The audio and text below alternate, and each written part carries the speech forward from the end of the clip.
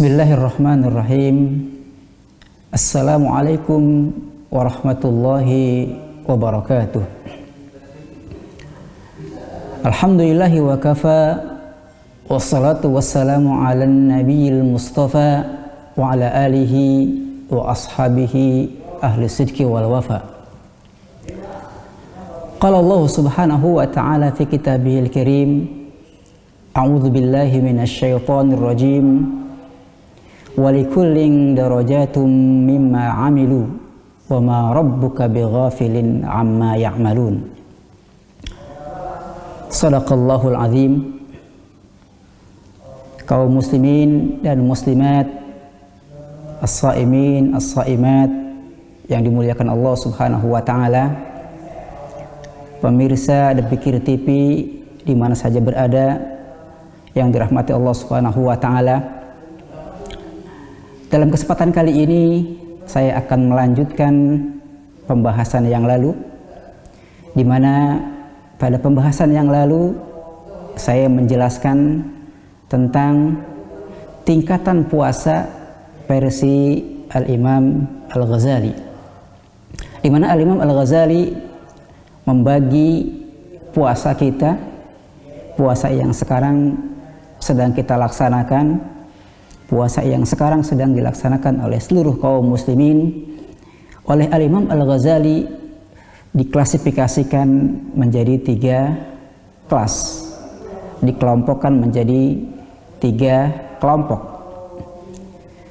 Yang pertama adalah saumul umum atau puasa umum, yang puasa ini, tingkat puasa ini sudah saya jelaskan pada penjelasan yang lalu dan tidak perlu saya ulang kembali bagi kaum muslimin yang ingin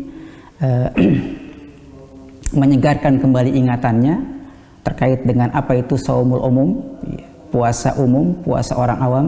Silakan kembali melihat video pertemuan yang lalu. Kemudian tingkat yang kedua adalah saumu al-khusus, puasa khusus. Tingkat ini adalah tingkat puasa untuk orang-orang soleh.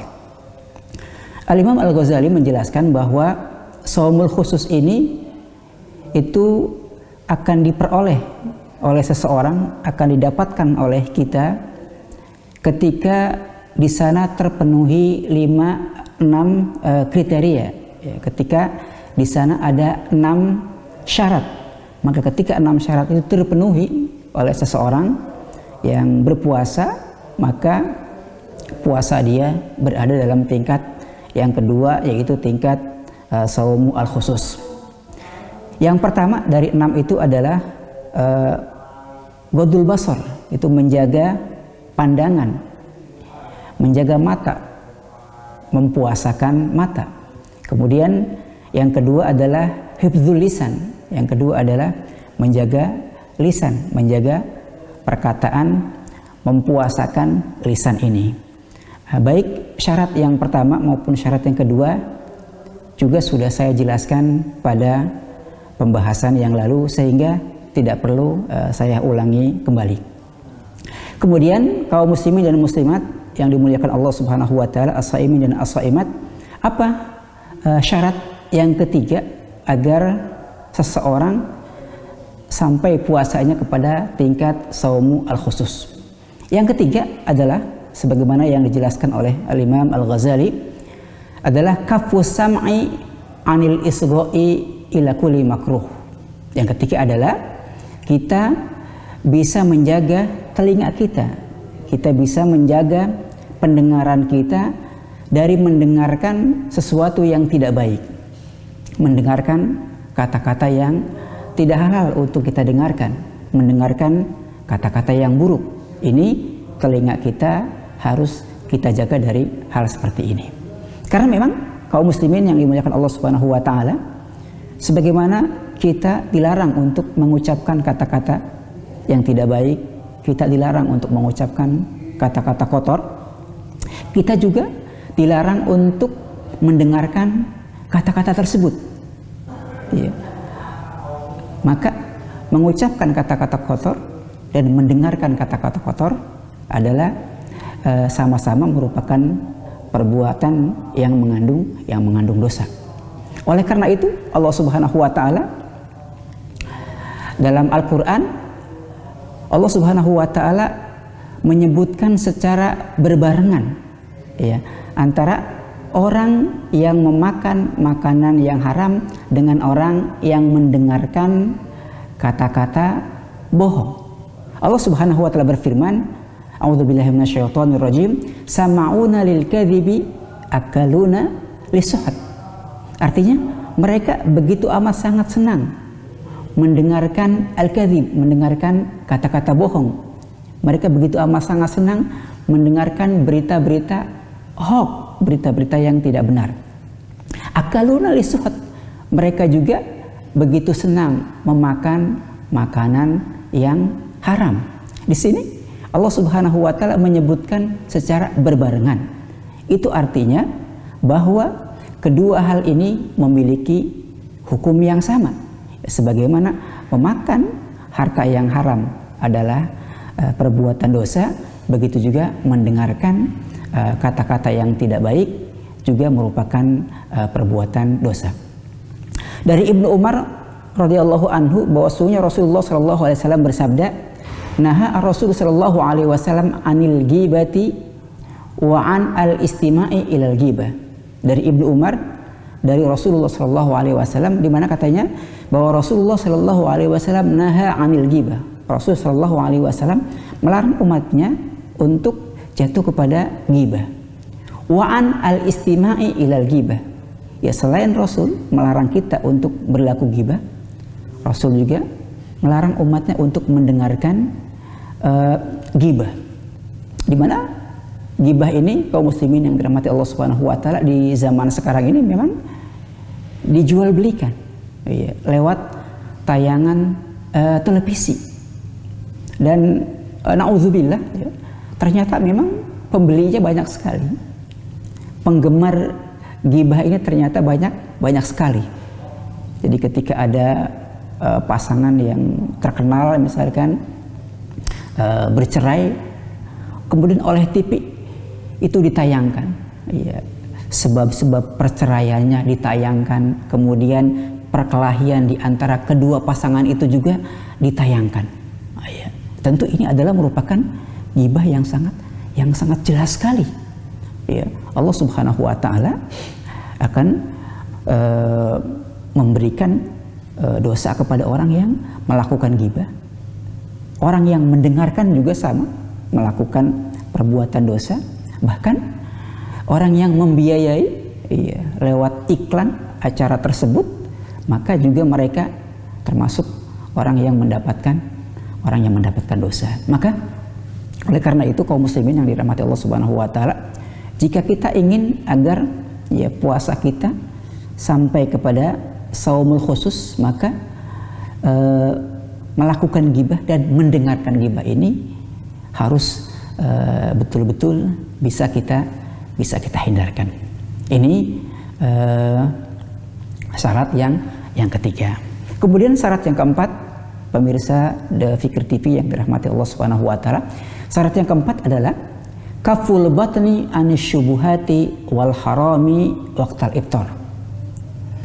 Yang keempat adalah menjauhkan diri dari memakan baik makanan yang haram atau minuman yang haram ketika berbuka puasa. Karena sesungguhnya ya tidak ada makna puasa bagi orang yang ketika dia siang hari menghindarkan makanan-makanan yang halal, kemudian ketika dia berbuka puasa dengan makanan atau minuman yang haram. Dan orang yang seperti ini itu kalau kita umpamakan, mungkin kita umpamakan dia seperti orang yang berbisnis ya, berniaga ya. Dia punya untung 1 juta tetapi kehilangan uang 10 juta. Ya, tentu ini merupakan kerugian yang besar. Karena memang keuntungan 1 juta ini ya tidak bisa menutupi kerugian 10 juta. Itu kira-kira gambaran seseorang yang berpuasa, ya, kemudian ketika dia berbuka puasa, maka yang dia santap itu adalah merupakan makanan dan minuman yang statusnya haram. Kemudian Al-Imam Al-Ghazali memberikan perumpamaan bagi orang yang berpuasa seperti ini. Dia bilang, "Mathalu as-shaim lihadza asy-syai' kamathali man yabni qasran kamathali man bana baitan wa yahdimu misran." Imam Ghazali mengumpamakan orang yang seperti ini, ya, seperti orang yang membangun rumah, ya. Orang yang membangun rumah, kemudian setelah selesai rumah itu dibangun dan diberikanlah rumah itu kepada orang yang membutuhkan, ya, tentu dia mendapatkan pahala. Tapi di sisi lain, orang tersebut dia menghancurkan kota, di mana di kota itu tentu ada ribuan rumah, bahkan puluhan ribu rumah. Ya, tentu ini dosanya begitu amat sangat banyak, sehingga pahala dia membangun sebuah rumah yang diberikan kepada orang yang membutuhkan itu tidak bisa menutupi dosa yang dia lakukan dengan sebab dia menghancurkan kota. Ini perumpamaan yang dibuat oleh Al-Imam Al-Ghazali bagi orang yang berpuasa, kemudian ketika dia berbuka puasa dia memakan barang-barang yang haram. Oleh karena itu tentu kita harus sangat hati-hati agar jangan sampai ketika berbuka puasa atau setelah berbuka puasa memakan makanan-makanan yang statusnya haram.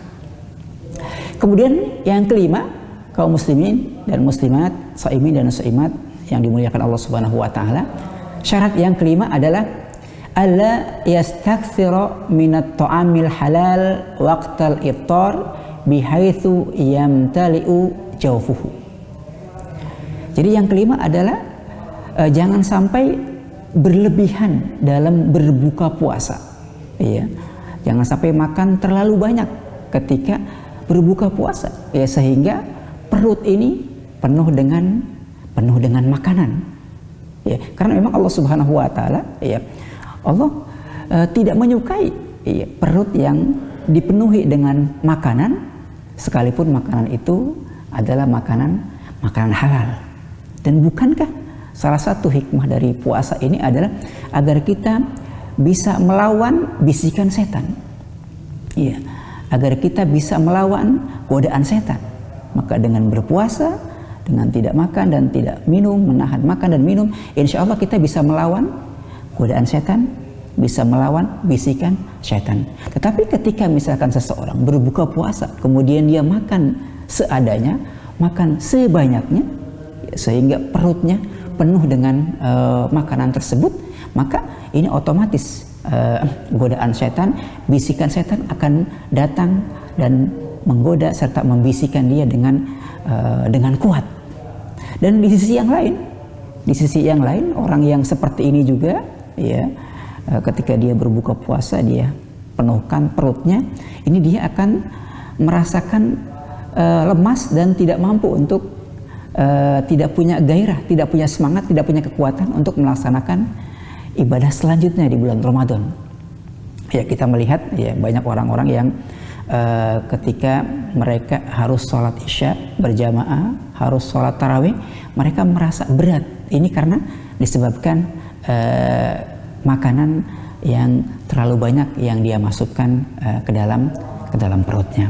Ini yang kelima. Oleh karena itu, mari ketika berbuka puasa kita makan secukupnya, tidak perlu sampai memenuhkan perut kita dengan makanan-makanan yang disiapkan saat berbuka puasa. Kemudian yang keenam, yang terakhir, yang merupakan syarat bagi seseorang agar puasanya sampai kepada derajat saumu al-khusus, di mana saumul khusus ini adalah puasa yang Allah Subhanahu wa taala terima. Yang keenam adalah an yakuna qalbuhu ba'dal iftari mu'allaqan bainal khaufi war raja. Jadi yang keenam adalah bahwa ketika orang itu berbuka puasa, ya, setelah dia berbuka puasa, maka dalam hatinya itu ada dua perasaan. yaitu perasaan takut dan perasaan berharap. Di mana kedua perasaan ini harus seimbang, harus 50-50. Ya. Perasaan takut 50%, ya. Perasaan berharap juga 50%. Tidak boleh ada yang lebih tinggi. Kemudian apa yang dimaksud dengan perasaan al-khauf? Yang dimaksud dengan perasaan al-khauf adalah rasa takut kalau Allah Subhanahu wa taala tidak menerima puasanya. Maka ketika seseorang berbuka puasa, kemudian dalam hatinya ada perasaan takut, jangan-jangan Allah Subhanahu wa taala tidak menerima puasa saya, maka dia akan memperbanyak istighfar. Dia akan banyak istighfar, minta ampun kepada Allah Subhanahu wa taala, kemudian berdoa berharap agar Allah Subhanahu wa taala menerima puasanya. Kemudian dia akan berusaha semaksimal mungkin untuk berpuasa lebih baik lagi pada hari esok. Nah, ini adalah salah satu hal positif ya bagi orang yang ketika berpuasa dia memiliki perasaan takut bahwa puasanya tidak diterima. Tetapi perasaan takut ini jangan berlebih-lebihan, ya. Jangan terlalu tinggi, karena jika perasaan takut tidak diterima puasanya ini terlalu berlebih-lebihan, terlalu tinggi, nanti itu akan membuat dia pesimis sehingga dia besok tidak akan melakukan puasa lagi. Kenapa? Karena dia merasa bahwa toh sekalipun dia puasanya tidak akan diterima. Jadi perasaan takut ini memang harus ada, tetapi memang porsinya tidak boleh berlebih-lebihan. Jadi porsinya sedang-sedang saja. Ini yang dimaksud dengan al-khauf. Kemudian ar-raja. Apa itu yang dimaksud dengan ar-raja? Ar-raja adalah harapan, ya. Harapan kepada Allah Subhanahu wa taala, ya, bahwa Allah Subhanahu wa taala menerima puasanya. Ya, tentu orang yang punya harapan, orang yang berharap bahwa puasanya akan diterima oleh Allah Subhanahu wa taala, tentu dia akan bersyukur kepada Allah Subhanahu wa taala. Dia akan berucap syukur kepada Allah Subhanahu wa taala dan dia akan berazam, ya. Karena puasanya hari ini diterima, dia akan berazam besok akan melaksanakan ibadah saum lagi. Dan perasaan ar-raja, berharap puasanya diterima ini juga memang tidak boleh terlalu berlebih-lebihan, iya.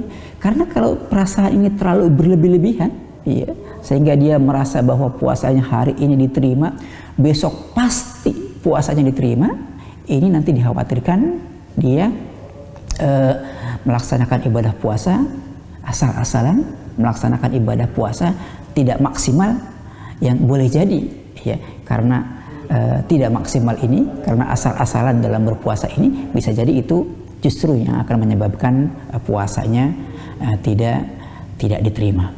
Ini yang dimaksud dengan bahwa seseorang yang berpuasa, ya, setelah berbuka puasa dalam hatinya harus memiliki dua perasaan, yaitu perasaan takut dan perasaan berharap, di mana perasaan ini kedua-duanya harus seimbang. Kemudian diriwayatkan oleh Al-Hasan bin Abil Hasan Al-Basri, ya, bahwa dia suatu hari, ya, di bulan puasa, ya, ketika sudah berbuka puasa, dia melewati beberapa orang, ya, di mana orang-orang itu sedang ngobrol sambil tertawa terbahak-bahak, ya. Mungkin karena senang puasanya sudah selesai hari itu, sudah boleh makan, sudah boleh minum, sudah boleh melampiaskan nafsu makannya, akhirnya mereka senang dan sambil tertawa terbahak-bahak. Kemudian Al-Hasan bin Abil Hasan melihat pemandangan ini, dia berkata, apa kata beliau? Dia menjelaskan, wallahi lau kushifal ghita'u lashtaghalal muhsinu bi ihsanihi wal musii'u bi isaatihi. Artinya, ya, demi Allah, jika, ya, pahala puasa itu, jika nilai puasa itu langsung Allah Subhanahu wa taala jelaskan kepada orang yang berpuasa. Jadi seandainya puasa itu langsung Allah berikan penilaian kepada kita. Puasa kamu hari ini diterima, puasa kamu hari ini diterima, puasa kamu hari ini sangat bagus sekali, puasa kamu hari ini tidak diterima. Kalaulah nilai puasa atau kalaulah puasa itu langsung Allah Subhanahu wa taala nilai ini diterima dan ini tidak diterima, lashtaghalal muhsinu bi ihsanihi, pasti orang yang puasanya diterima dia akan begitu sibuk mengucapkan syukur kepada Allah Subhanahu wa taala sehingga melupakan dia untuk tertawa seperti yang dilakukan oleh orang-orang yang dilihat oleh Al Hasan bin Abi Hasan. Dan pasti orang-orang yang puasanya tidak diterima oleh Allah Subhanahu wa taala pasti mereka akan bersedih. Mereka akan bersedih sesedih mungkin sehingga itu kemudian membuat dia tidak bisa tertawa lepas sebagaimana ketawanya orang-orang yang dilihat oleh Al Hasan bin Abil Hasan. Ini syarat yang keenam ya bagi kita kaum muslimin yang sedang berpuasa. Mari syarat yang 6 ini kita perhatikan betul-betul ya, tentu agar ibadah kita masuk ke dalam shaumul khusus, puasa yang diterima oleh Allah Subhanahu wa taala. Tetapi ketika 6 syarat ini tidak bisa dipenuhi oleh seseorang, maka puasanya akan turun kepada derajat saumu al-umum, yaitu puasa orang awam, puasa kebanyakan orang, di mana puasa kebanyakan orang ini puasanya hanya menahan makan, minum, dan melakukan hubungan suami istri, tetapi anggota tubuhnya tetap bermaksiat kepada Allah Subhanahu wa taala. Kemudian yang ketiga, tingkat yang ketiga adalah saumu khusus al-khusus, yaitu puasa khususul khusus. Puasa khususul khusus ini adalah dengan cara isyghalu al-qalbi wal fikri bi dzikrillah. Di puasa khususul khusus ini adalah ya bukan hanya puasa perut, ya, bukan hanya puasa hawa nafsu dengan pasangan, bukan hanya sekedar mempuasakan anggota tubuh, tetapi juga mempuasakan pikiran dan hatinya, di mana pikiran dan hati ini selalu mengingat Allah Subhanahu wa taala. Jadi hati selalu ingat kepada Allah, pikiran selalu memikirkan Allah Subhanahu wa taala sepanjang puasa. Ini puasa khususu al-khusus. Ya, bahkan puasa untuk level ini, ya, jika misalkan seseorang berpuasa kemudian berpikir tentang kira-kira berbuka puasa nanti itu apa yang bisa saya makan ya, maka ketika dia berpikir seperti ini, maka ini adalah sudah merupakan suatu kekeliruan. Iya. Kenapa? Karena itu dalil ala qillati athiqati birizqillah. Karena itu sebagai bukti bahwa thiqah dia, kepercayaan dia atas rezeki Allah Subhanahu wa taala menipis. Iya. Karena sikohnya orang yang berpuasa aja khususul khusus begitu tinggi, maka dia tidak memikirkan hal semacam itu. Ini adalah puasa para nabi, ya, puasa para nabi, puasa para al-muqarrabun, puasa orang-orang yang sudah begitu amat sangat dekat kepada Allah Subhanahu wa taala. Kaum muslimin dan muslimat yang dimuliakan Allah Subhanahu wa taala, inilah tingkatan puasa yang dijelaskan oleh Al-Imam Al-Ghazali. Ya, mudah-mudahan kita bisa memahaminya dan mudah-mudahan puasa kita paling tidak berada di tingkat ke shaumul khusus. Iya. Dan terus mari kita berusaha untuk meningkatkan puasa kita hari demi hari agar puasa kita betul-betul memiliki nilai yang tinggi di mata Allah Subhanahu wa taala. Mungkin ini dalam kesempatan kali ini yang bisa saya sampaikan, mudah-mudahan ada manfaatnya. Billahi taufiq wal hidayah. Wassalamualaikum warahmatullahi wabarakatuh.